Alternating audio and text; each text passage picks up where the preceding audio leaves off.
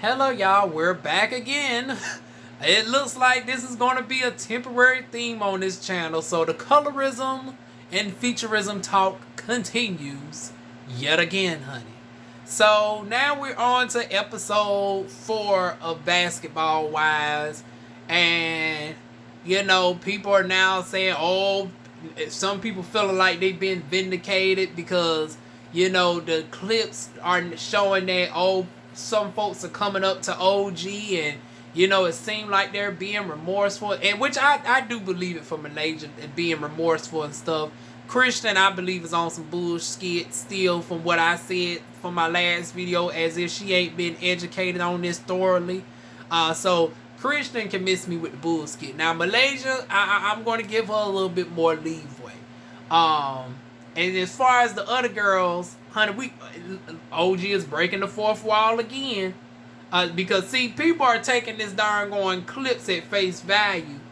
And when darn gone OG said, girl, don't act like you haven't known the conversation we done said about Lance. See, the girls are being introduced as if they are just being around the girls for the first time. But we know they done already been briefed on the girls coming in and stuff. Like, you know, they done had to have COVID testing and everything else.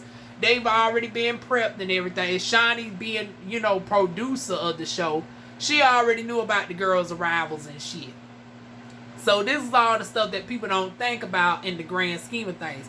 OG is not giving a fuck. She ain't playing to the term of Basketball Wives. She saying, fuck this darn gone, oh, we act like we don't know who these girls are. We done already been around them unbeknownst to everybody on TV looking for weeks at a time. So now that they coming up on our screen, we supposed to act like we don't know them. Honey, we done been new to TV. So that's what we about to get next week with that.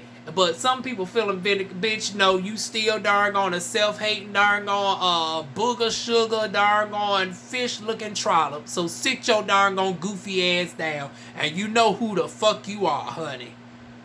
Still wanting to darn on talk shit with your old self-hating black ass. But anyways, this ain't about that non-motherfucking factor. This is about OG and what she got wrong. And what she got wrong is not standing up for herself. What she got wrong is not having past issues about, you know, what people have said to her that has gone into her adulthood, which doesn't make it okay for somebody to still say that and, oh, you should have tough skin. That's not my issue. The issue that I have with OG, because once again, I can understand where OG is coming from, that, you know, everybody's playing up for these cameras and making it seem like I got to, you know, play and be remorseful and all this, and it's like, no, I don't have to play nice with you. If I don't fuck with you, I just don't fuck with you. I don't have to darn gonna do all this lovey-dovey, kissy and all this bullshit. Let me darn gonna be. And y'all forcing me, and people saying, why don't she just go? We know damn well that her ass is forcing a contract just like Tammy is. But at this point, I think darn gone OG is playing the game of, well, I'm going to damage the brand so y'all can force my contract to be short. That's what I think really going on. Because y'all saying that, okay, well, if you want to keep the distance from them, it's hypocritical that you being around the circle. And yes, but at the same time, we got to think about, you know, contractual obligations. And the thing is this, this subject is bringing people in.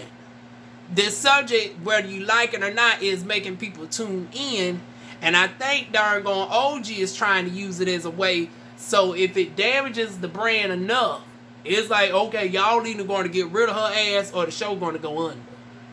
So I think she really playing the game to her favor to go ahead and get on out her contract so she can be freed up to do other things. It's not as simple as just walking away.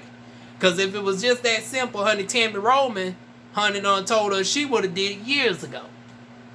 But she had to darn gone literally distance herself and do everything to force herself out the contract to the point where they let her go halfway throughout the season. And I think that's the game that OG is trying to go at.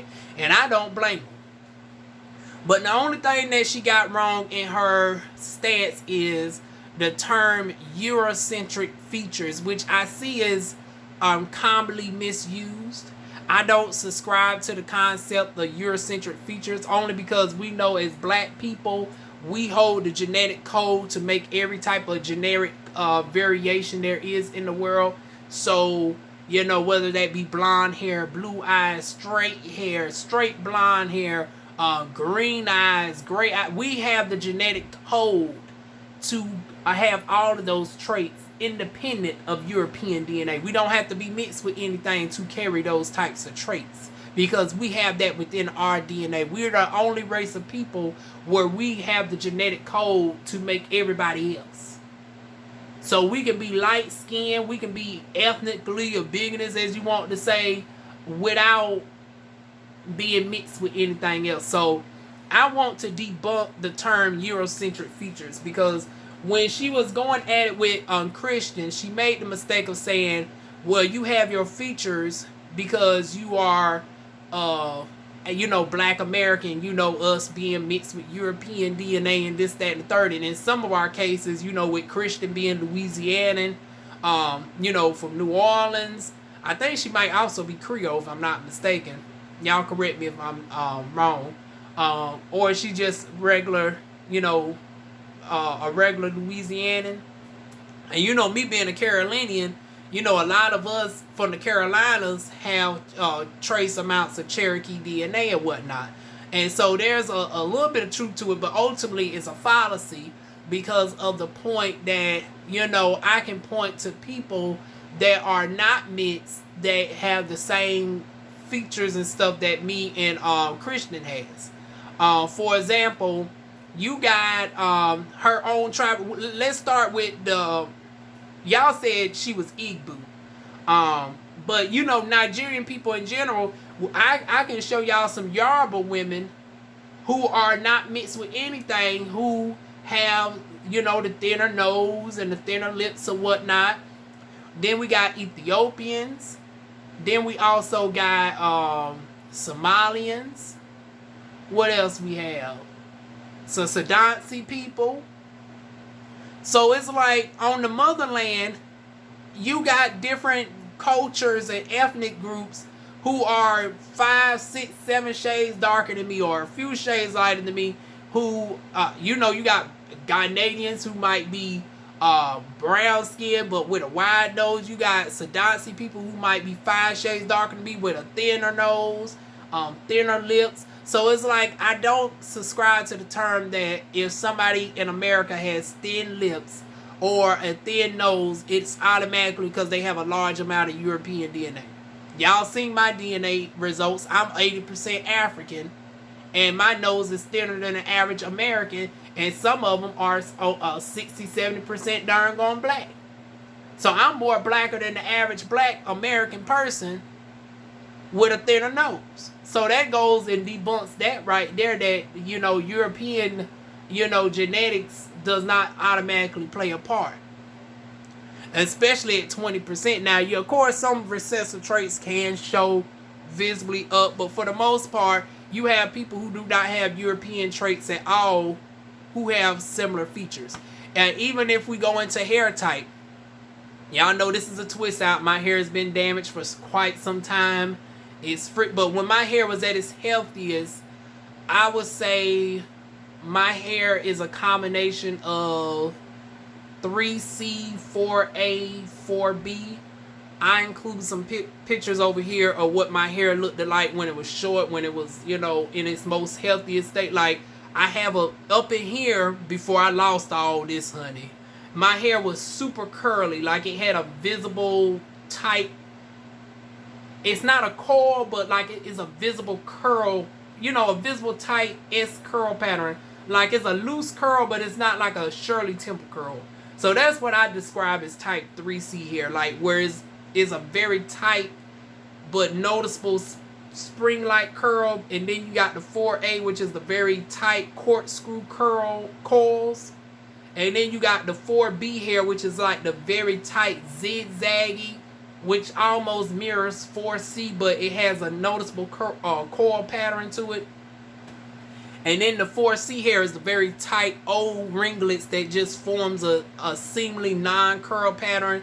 But if you look close up, you know, the hair is full of very tight old circular, you know, coils.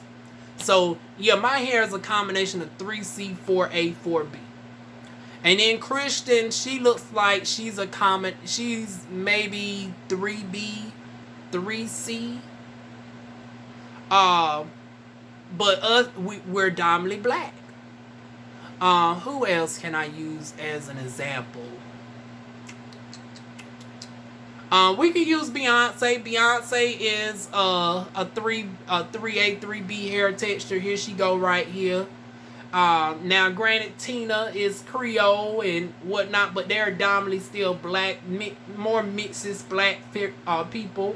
And then you got Matthew, who is a black American. So she don't have no immediate European ancestry. And she got curly hair.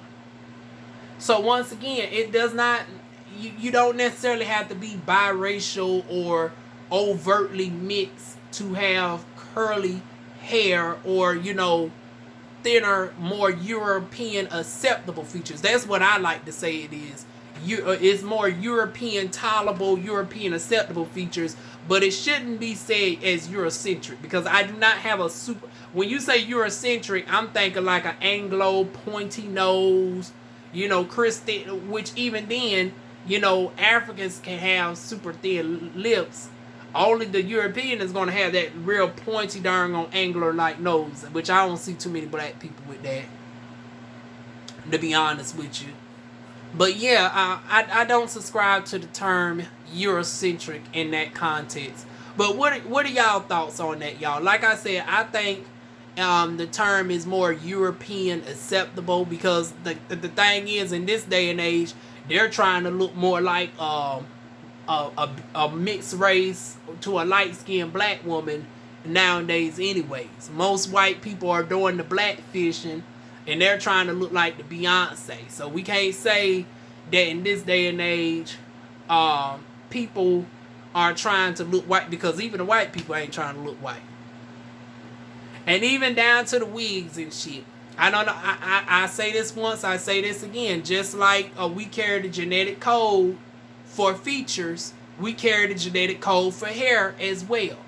And straight hair does not belong to any race of people, nor does the color blonde. Blonde is a recessive trait which has been proven by doctors that black people can equally have the propensity to have blonde hair compared to white people. It's just we're so more used to seeing white people with blonde hair compared to the average everyday black person that, you know, it seems like it would be more rare, but actually studies have shown that black people are just as likely to have blonde hair as white people is. Blonde hair, even on white people, is rare. It's a recessive trait. And if you have blonde hair and blue eyes, that is a double recessive trait that's even more rare. You either going to have like blonde hair with green eyes, blonde hair with brown eyes, brown hair, brown hair and blue eyes, but to have blue eyes and blonde hair is extremely rare within itself. And then when you throw red into the mix, that's even darn gone rare. But guess what? You can find plenty of Africans who naturally have sandish, reddish tone hair as well, without being mixed with any European DNA, which once again proves the point that we carry the genetic code for everything. So once again, I do not subscribe to the term Eurocentric. I subscribe to the term more Eurocentric, European acceptable, European tolerable, more European palatable. I subscribe to saying stuff like that as opposed to saying my features are Eurocentric, because like I said, I can look to plenty of people in the motherland that has my features, that has my hair, and, you know, are blessed to have more of my hair. You know, we're going to get this corrected, y'all. Someday, but it will not be today. But that is it, y'all. Y'all leave y'all thoughts on this subject. Like, comment, share, and subscribe. And I will see y'all soon with more videos. Mwah.